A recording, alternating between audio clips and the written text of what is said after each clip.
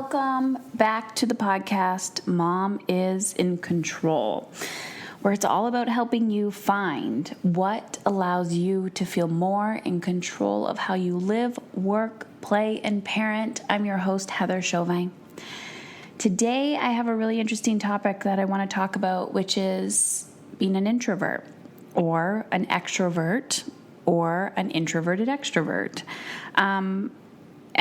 Society loves labels. Human beings love labeling things, and they make a whole bunch of personality tests and all of that fun stuff. But the truth is, we know who we are, or at least we have some general sense of who we are. And I had a big aha moment yesterday, and I'll be getting into that in a second. But I want you to think, during this conversation, I want you to think about who you were as a child, how you felt as a child in your classroom, how you felt one-on-one with people, how you felt like in a group setting, at birthday parties, in the pool, being in public with your parents, and how your children, if you have children, react in these situations as well. How are they? How are they in specific situations? Do they like playing alone? Do they like playing in group? Are they angry when they get home from school? Are they angry and anxious on their way to school? Observing that every behavior is a language. All right, let's get in. So let's talk about introverts. Let's talk about the spirited child. Let's talk about the quote unquote sensitive souls, right? She's just so sensitive. He's just so sensitive. And understand that anger can mean sensitivity as well.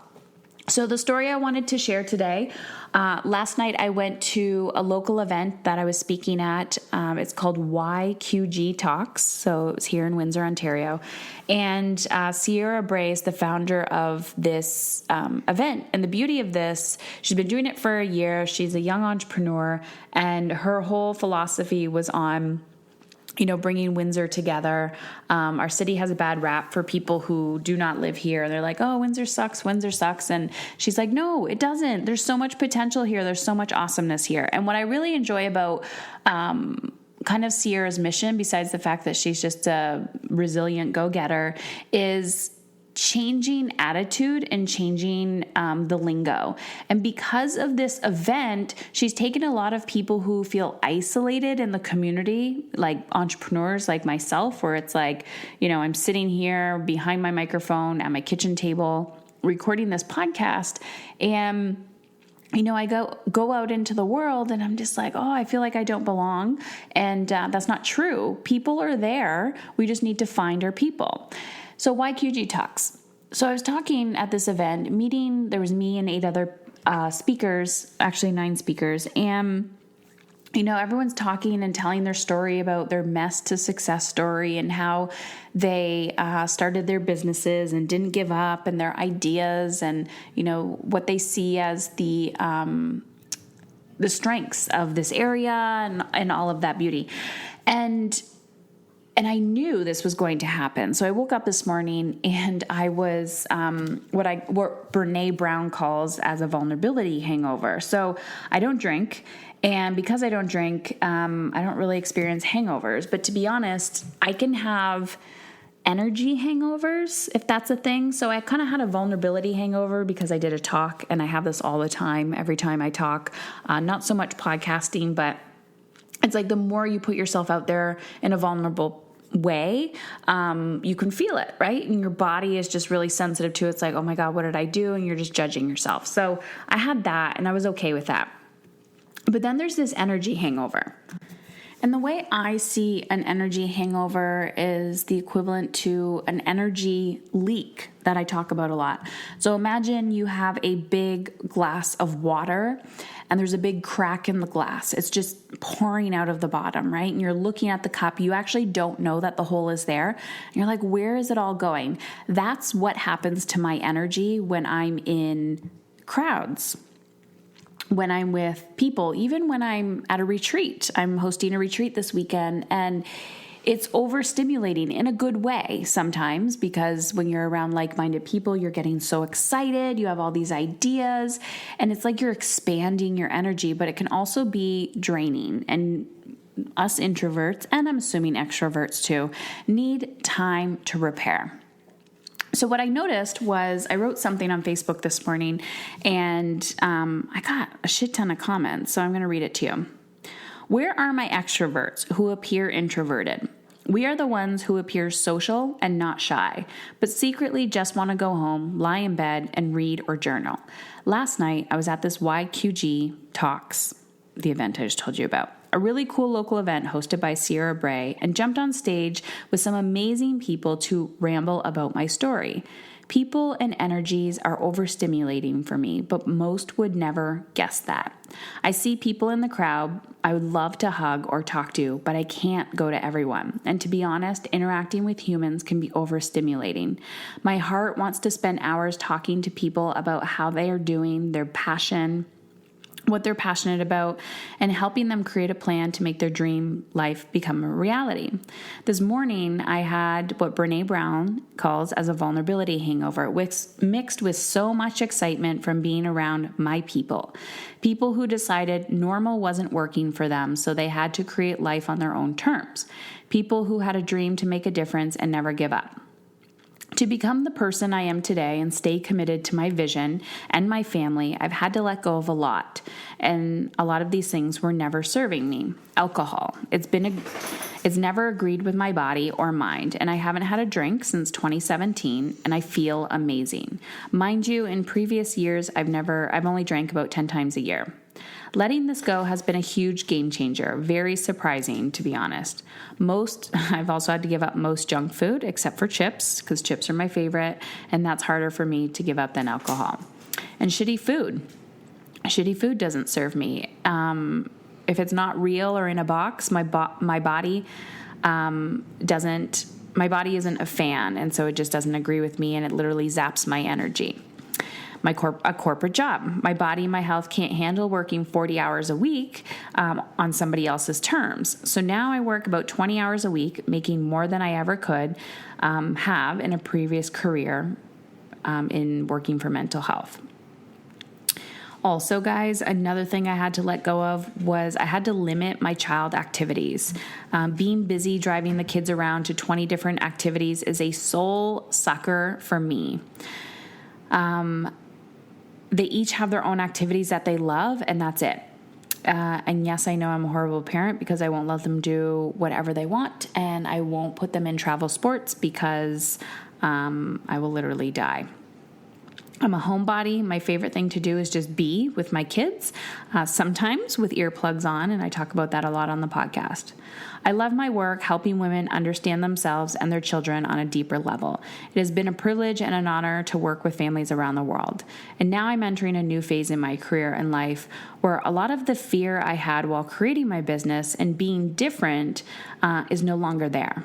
I'm comfortable being me and 90% okay when somebody doesn't like my F-bombs, my nose ring, or my ripped jeans. I am who I am, and I'm not willing to change this to conform to society's beliefs that are making women miserable, sick, and broken in the first place. This is not always easy. Some days, like today, I feel like I'm swimming upstream. I have to focus on my values, my mission, my vision, and remind myself why I'm here in the first place. To become the person I desire my children to be. Happy, healthy, passionate, independent, full, and content. I would take today's discomfort over my old life any day. This is temporary. And then I asked the question, what are you hiding from the world?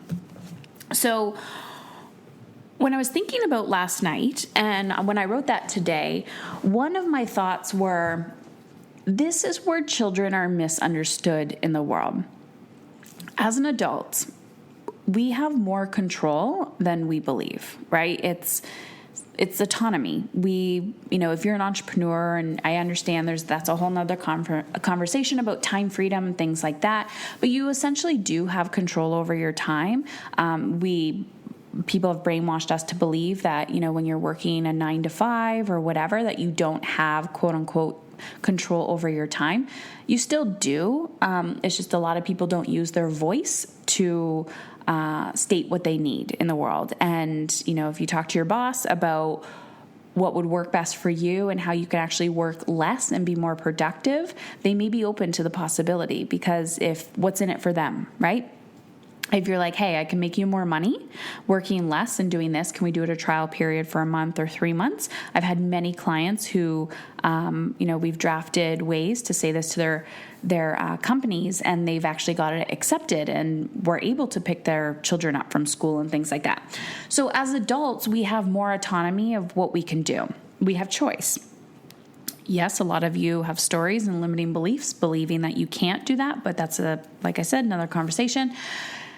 But this is where I think about our kids and how we are conditioned to send them to school every day or preschool or keep them very busy and very active, when the truth is that a lot of children need that time to decompress.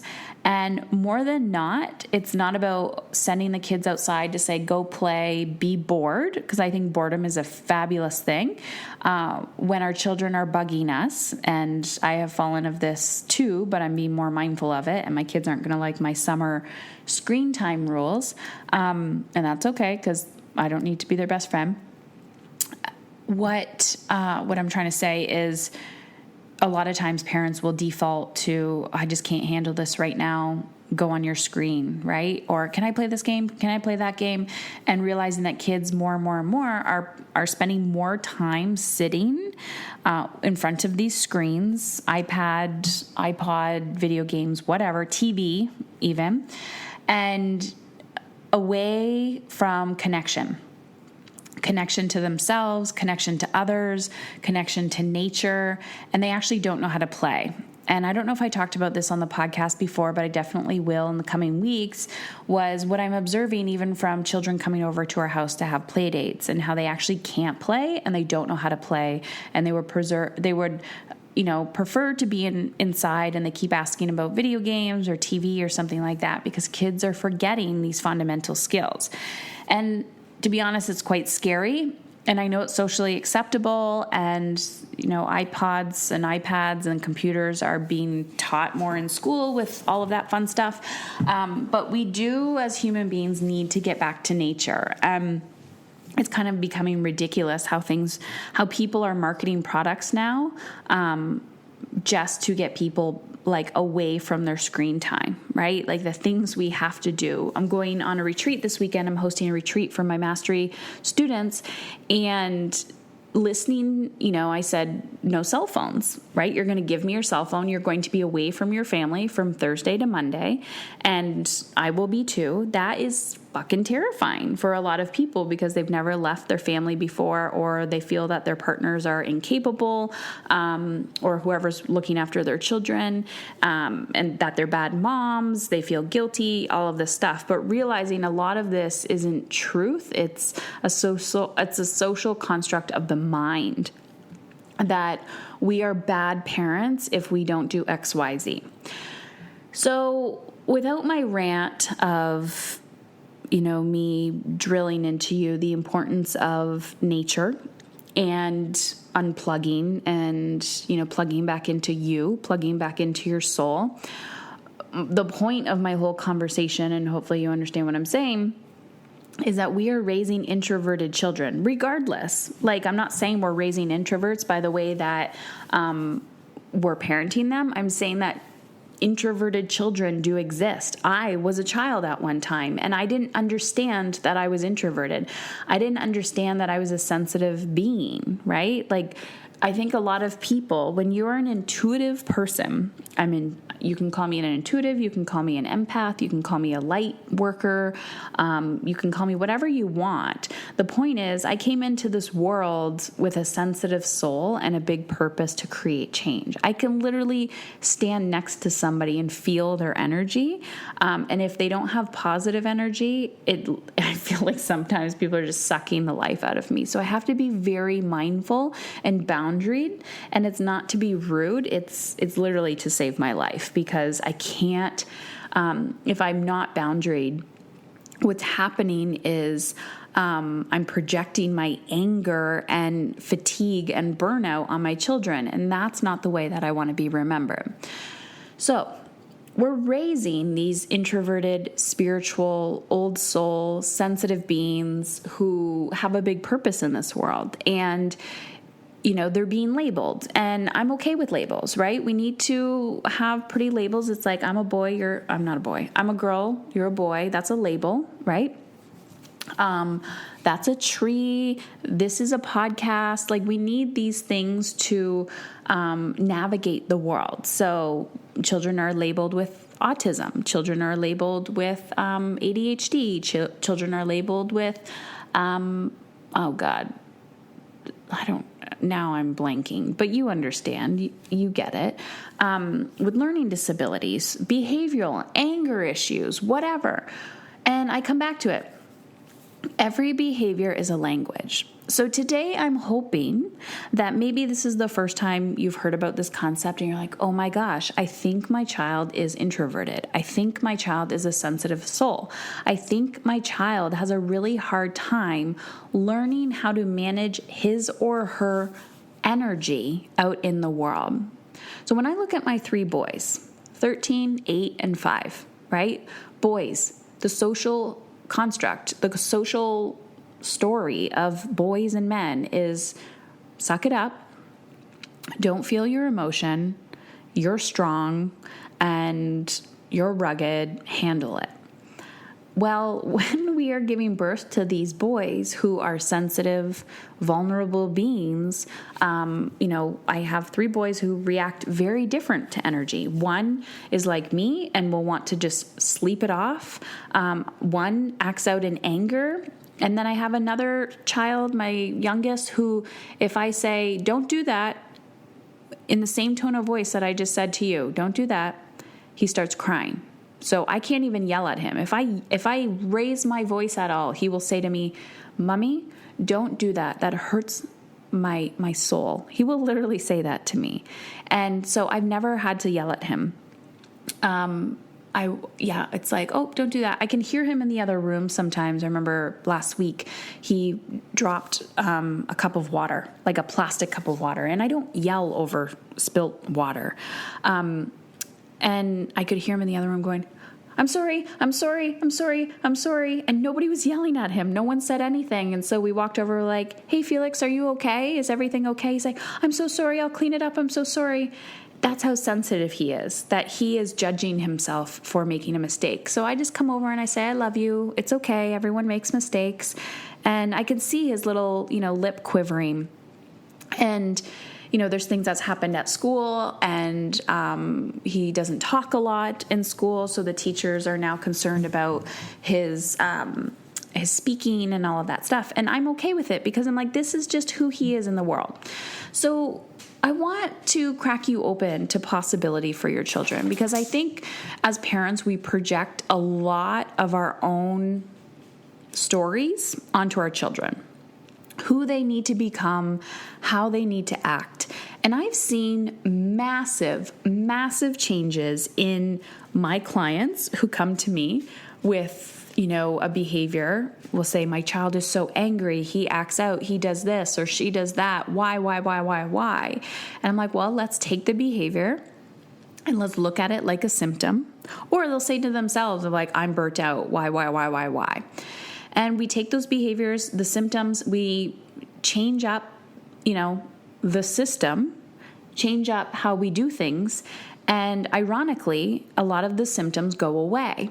And they're like, I don't know how that happened. All I did was adjust my schedule. All I did was shift a few things in my business. All I did was shift how we were doing things at home. Or when this improved, that went away. And I'm like, it's not magic, but it feels like magic because a lot of people aren't taught this way. So I want to leave you with this today. Just stand back with a lens today. And I want to know if this hit home for you. Please let me know. Don't leave me hanging that, Was this helpful for you? I want you to send an email to support@heatherchauvin.com.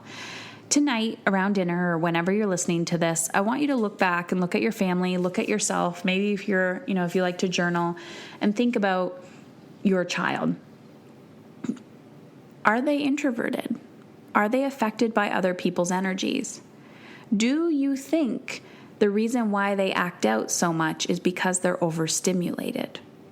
Do you think the reason why, you take an iPad from a small child's brain, they lash out and they have a tantrum?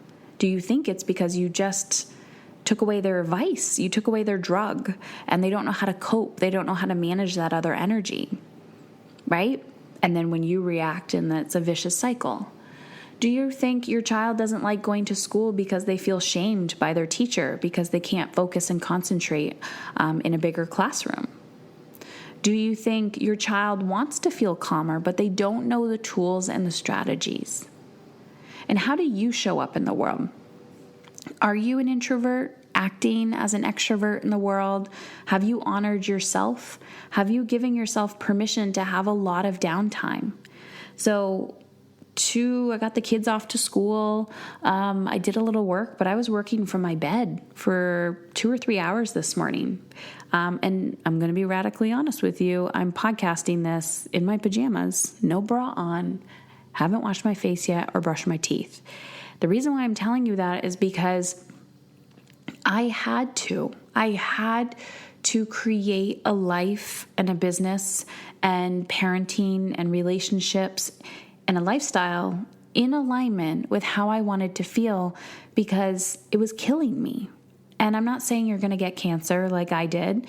I actually was shifting into this lifestyle before I got sick. But for years and years and years, I knew that working in a day job, in a corporate day job, or even shift work or anything like that, where, I was stuck inside all day and I was stuck under these like fluorescent lights with negative people, wasn't serving me, because my body was like, no, Heather, not this, not this. And the beauty of this was last night I didn't feel alone. I was listening to other amazing entrepreneurs who have been innovators. And I've noticed that a lot of people have to be innovators because they had no other choice, because sometimes they lost their jobs because they're like, not this, right? People be like, oh, she's an artist. Oh, she's this. It's like, no, they just haven't found their niche. They haven't found where they are in the world. And it's beautiful to see how somebody's like, I have a love for interior design and making people happy. And so she became the manager of a local boutique where the people had the idea, but they didn't have the creativity to take the business off the ground. And so I believe we all have a purpose here. And I believe our children have big purposes too. And it's a journey of self-discovery. And I'm committed 110% to help you help your children and help you help yourself. Because the more in alignment you are in your life, you can help your kids do the same, and you can learn a lot about them. And you will be able to repair your relationships. You will be able to break generational patterns in your parenting. So I just want to leave you with that thought of, are you an introvert? Is your child an introvert? And do you think that their behaviors can be a symptom to the deeper rooted problem, which is them not feeling in control of how to manage their energy? So thank you so much, guys, for listening, and we'll chat soon. Hey guys, as the podcast has grown over the years, so have people asking me for advice, tips, resources, and products. So what I've decided to do is to but advertise a few products here and there that are near and dear to my heart that have transformed my life. So I want to talk about Polar for a little bit, Polar. Polar contacted me a few months back and said, and I'm going to be completely honest with you, probably too honest, they said, hey, Heather, we want to send you a watch. And I was like, why the fuck do you want to send little old Heather Chauvin a watch of the Mom is in Control podcast? I am not a fitness guru. And they said, well, that's exactly why we want to share it with you. We want you, average, everyday woman who is just here to try to feel, content in her own body and mind, showing her that you have control over how you want to feel. So they sent me this watch, and I was like, okay, what's the difference between this watch and maybe, I don't know, an iWatch? I'm not big into this technology. And it wasn't until I actually got on the phone with them when I said, listen, I am not going to advertise a product that I haven't fallen in love with. So lo and behold, I get this watch, I put it on. I'm like, okay, it's your everyday digital watch. Like, what the heck is the difference? But this Polar watch has recovery insights with nightly recharge, personalized training with FitSpark, and sleep quality insights and sleep plus stages. So what the fuck is that? So here's my point. I had to wear this watch at night, and every night, based on the workout that I did that day, and also my quality of sleep, it would tell me the next day what type of workout I could do. So this is great for the ambitious go-getter who is always, I don't know about you, but I used to be this all or nothing mentality where if I didn't work out 5 days in a row, I was a failure. So now I can actually see how my body is recovering. And the nice thing about this, when it came at the right time, is because I've really been working on my hormonal health too. So if you are not already paying attention to your quality of sleep, then I highly suggest you put the Polar, Polar watch on your holiday wish list. It has been a game changer for me to be able to have those stats, to look at them in the morning and to understand, well, maybe this is why I'm not feeling amazing. So looking at my hormones and also paying attention to the quality of sleep not only has allowed my body to recover better, but it's allowed my mind to recover better, which makes me emotionally stronger and less reactive during the day with the kids. So go check it out, Polar, Polar.com, and let me know what you think.